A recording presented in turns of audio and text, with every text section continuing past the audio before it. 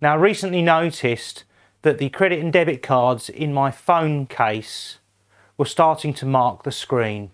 So in this video, I'm going to make a stylish, slim wallet for my cards. Let's get tinkering. So here was my first prototype. Don't worry, we're not going to be building it out of plastic. These are 3D printed prototypes that I used to refine the design. So the first design are two sheets that are the same size as the credit and debit cards, with a hole in the middle so that you can move the credit cards up and down to take them out.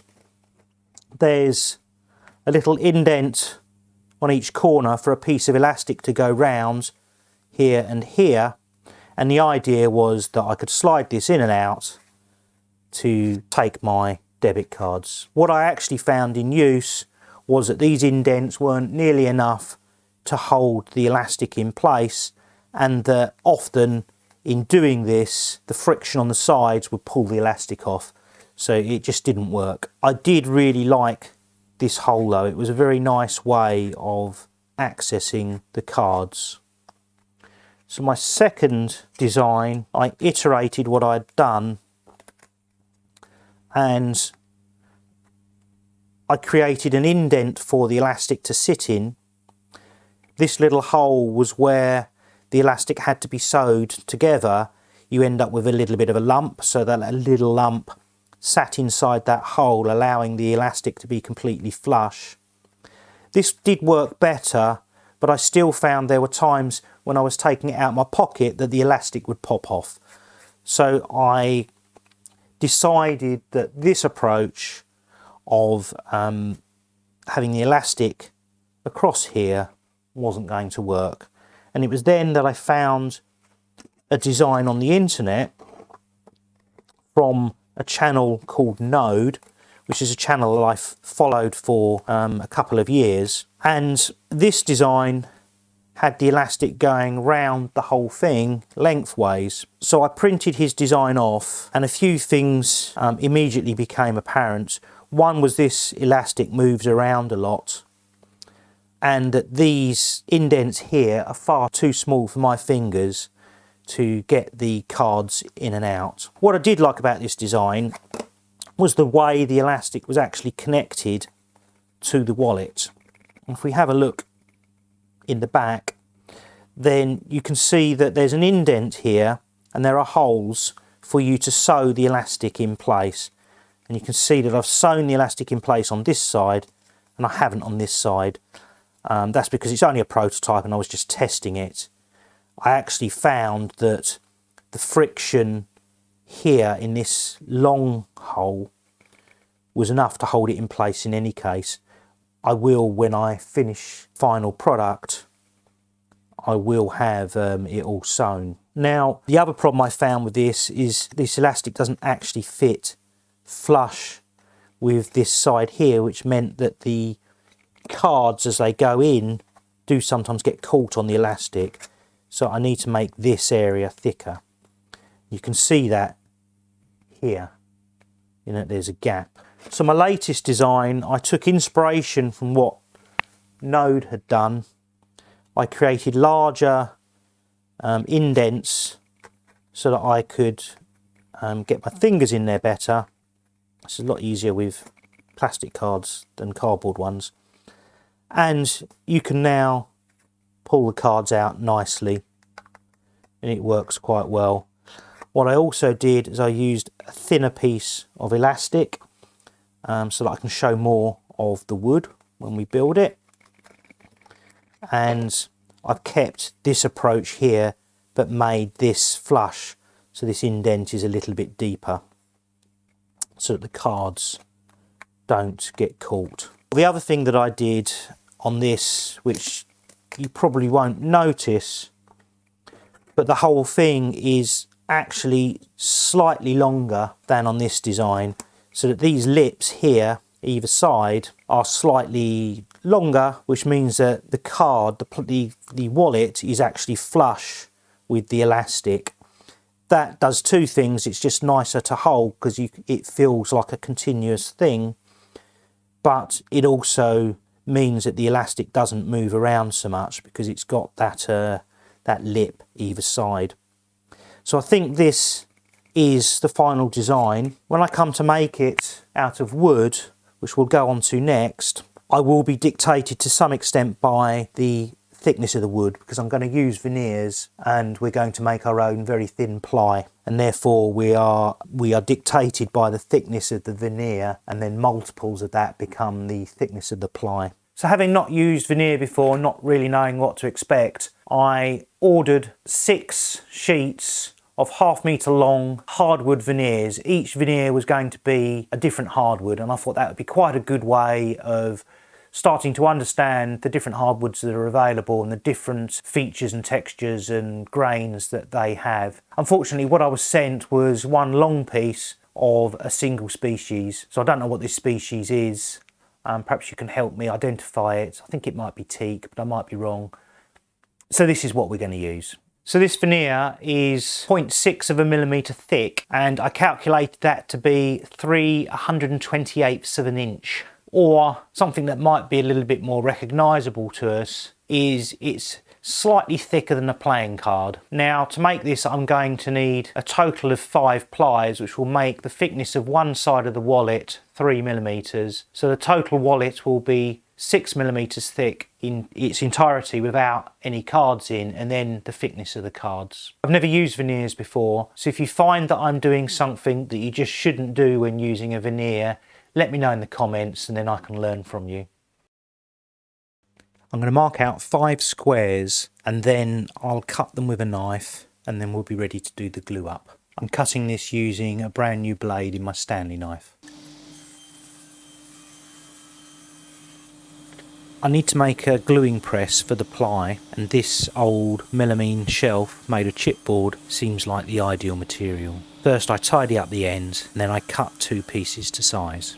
The final wallet will be 5 layers thick, that's 3 millimetres for each side, but I think it'll be easier to construct the wallet if I make a piece of ply that is 3 layers thick and another piece of ply that is 2 layers thick. So I apply the glue and then add the layers, being sure that the grain is at 90 degrees to the previous layer.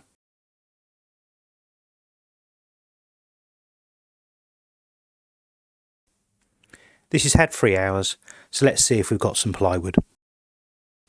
If you haven't subscribed yet, a subscription would be awesome. This is the piece of 3 ply. Now, 3 ply, perfectly flat. The 2 ply has a bend in it. You can either be bent that way or bends in. But once this is glued to here to make 5 ply in total, it should all be nice and flat. That's worked out really well. These will need to be cut into smaller pieces, so I mark out where I need to cut first and then cut it. This only needs to be cut out roughly, so I'm going to use the bandsaw. So I have enough here to make 3 wallets, assuming nothing goes wrong. So I'm going to glue up these pieces as before, and they will form the equivalent of this back piece, which is the simplest piece. It just needs cutting out into this shape. If you're enjoying this video, then let me know in the comments.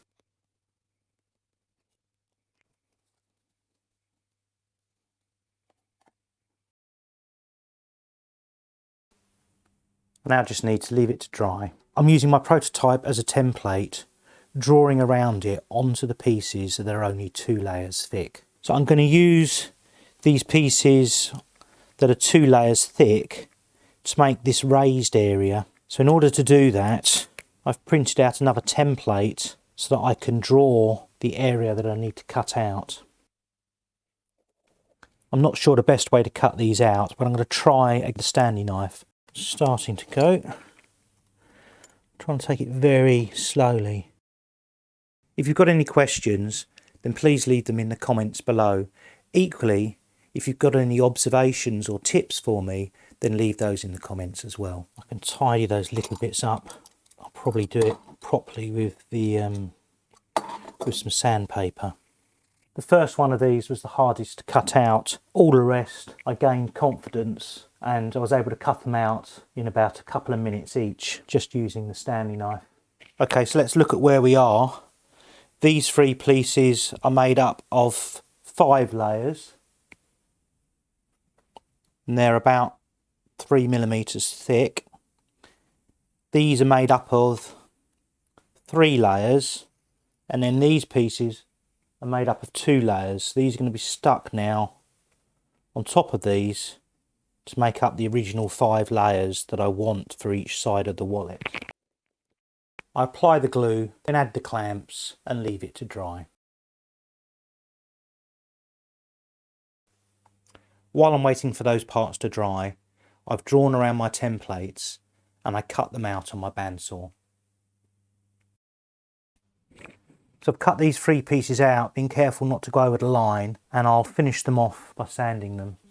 If you have a 3D printer and you've printed out the template, then a more accurate way to sand this to get the dimensions exact is to use the template as a guide.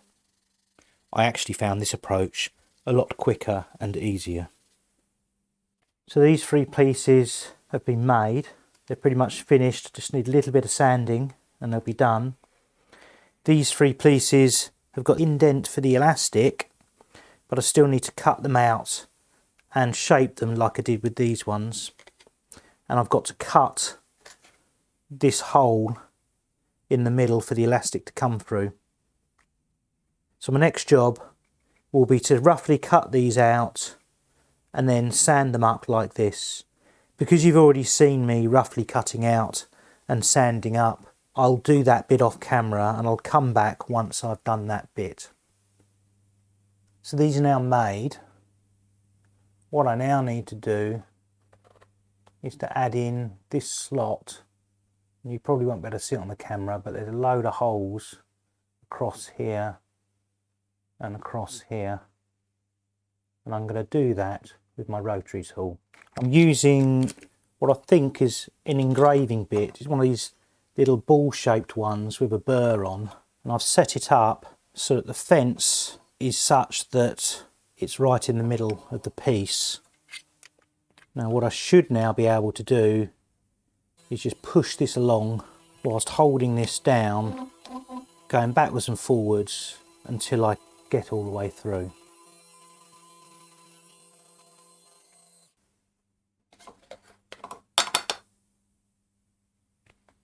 I've changed the bit to a drill, set the fence up so that I'm going to keep this against the fence, and therefore I'll have a nice straight line, and I'm going to use the holes that are in the template.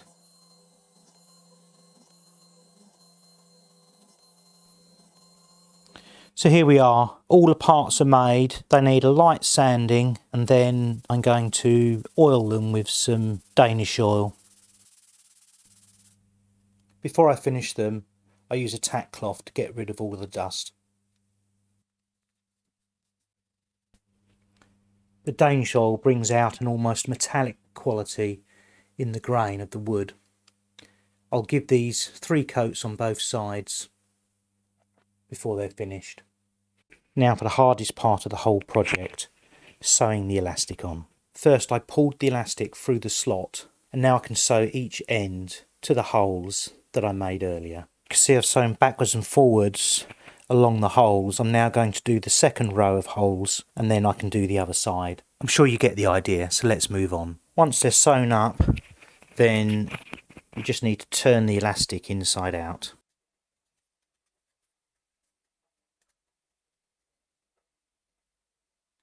Well, this was a really satisfying project to make. I really enjoyed making the thin plywood out of veneer.